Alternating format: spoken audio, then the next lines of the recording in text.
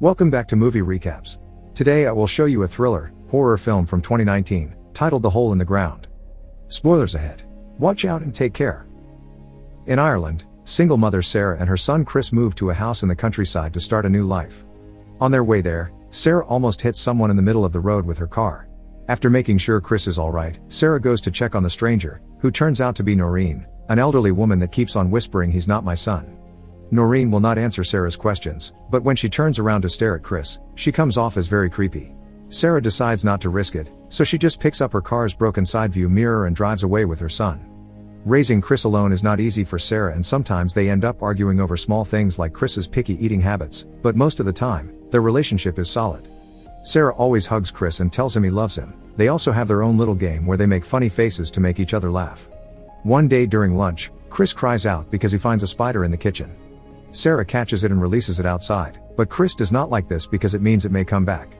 Angry, he mentions his dad would have killed the spider, then asks Sarah why he did not come with them.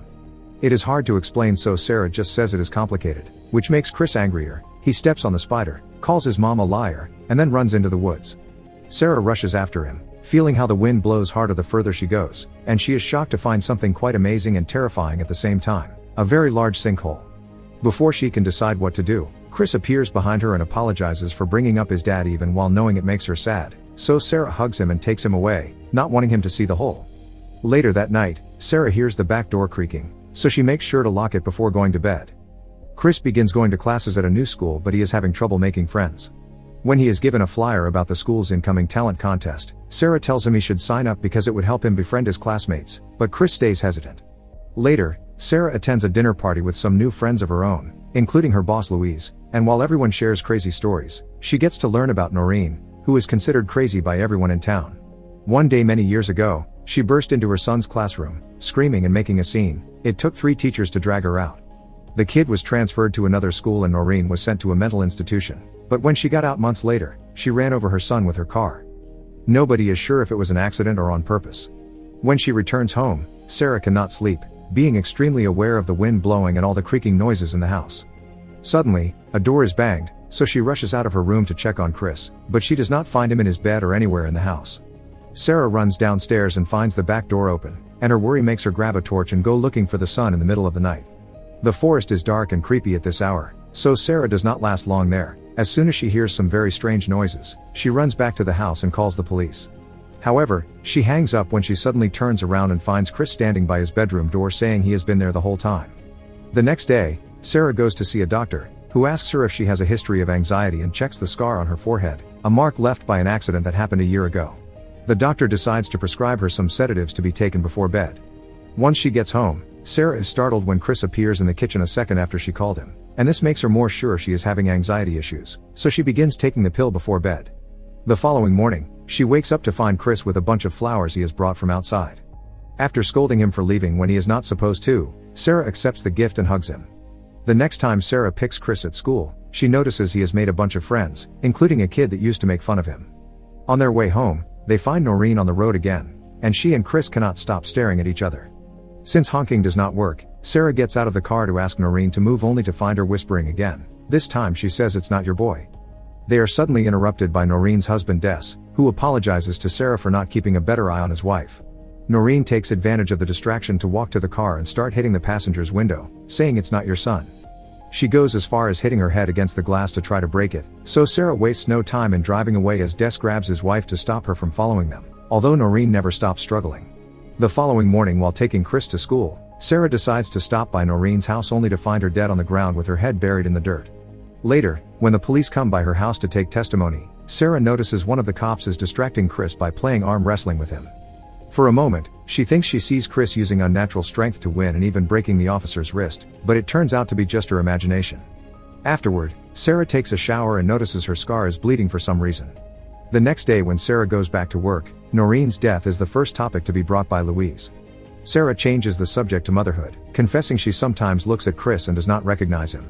As a mother of twins, Louise assures her this is perfectly normal, just another thing to get used to when your kids grow up so quickly.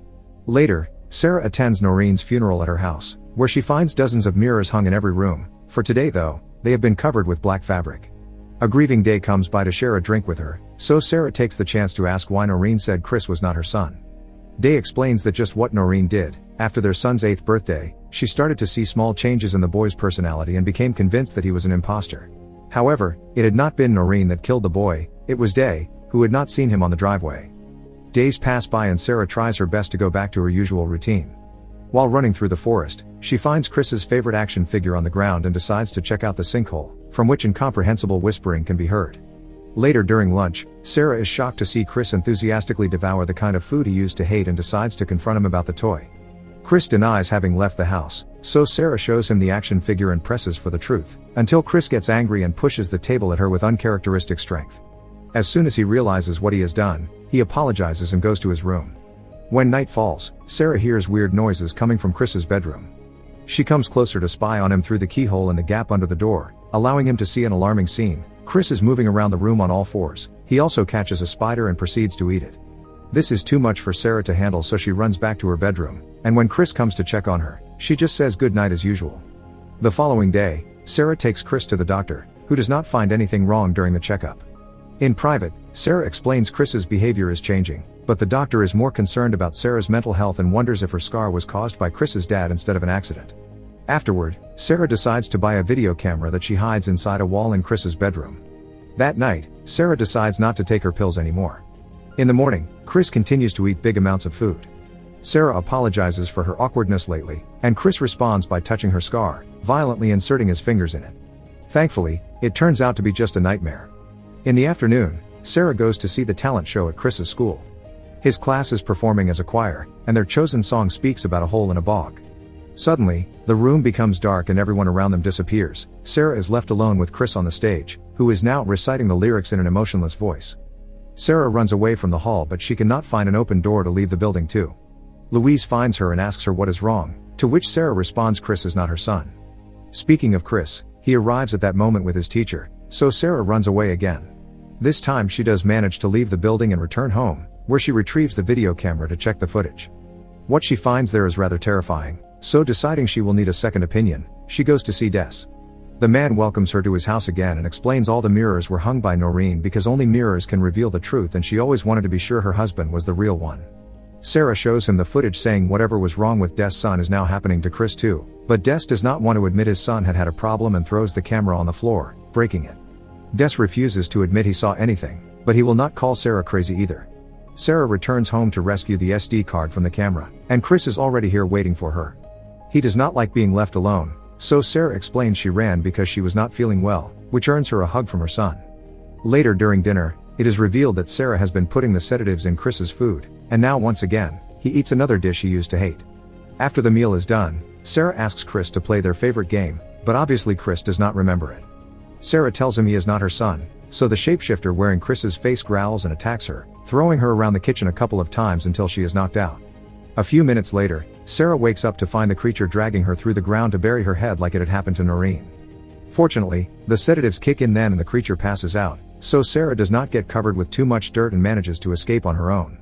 She takes Chris back to the house and leaves him on the basement floor before using the broken side view mirror to check his face, revealing the creature's horrifying lack of features. The monster wakes up then and attacks Sarah again, but even with extra strength, it is easy for her to push off a kid's body. As the shapeshifter begins to emit a demonic screech, Sarah goes upstairs and locks the door. Now the creature is off her back, Sarah can concentrate on getting back the real Chris. She grabs a flashlight and runs to the forest, where she approaches the sinkhole and lets it swallow her down until she is dropped inside an underground tunnel. The space is very narrow, but Sarah makes an effort to crawl through it anyway until she comes out inside a bigger cavern. There she finds a bunch of human bones, but also an unconscious Chris who she quickly picks up to take with her. At that moment, Sarah also discovers they are not alone. A bunch of faceless creatures is now waking up and getting ready to go after her. The tunnel is even harder to go through while dragging a kid, but at least that also means only one creature can enter it at a time. This shapeshifter manages to grab Sarah's wrist, allowing it to copy her face, but Sarah hits it with her flashlight until she is freed. Once they are out of the hole, Sarah checks on Chris and confirms he is still alive when he wakes up. They rush back to their home, and Sarah approaches the car, but the doors are locked.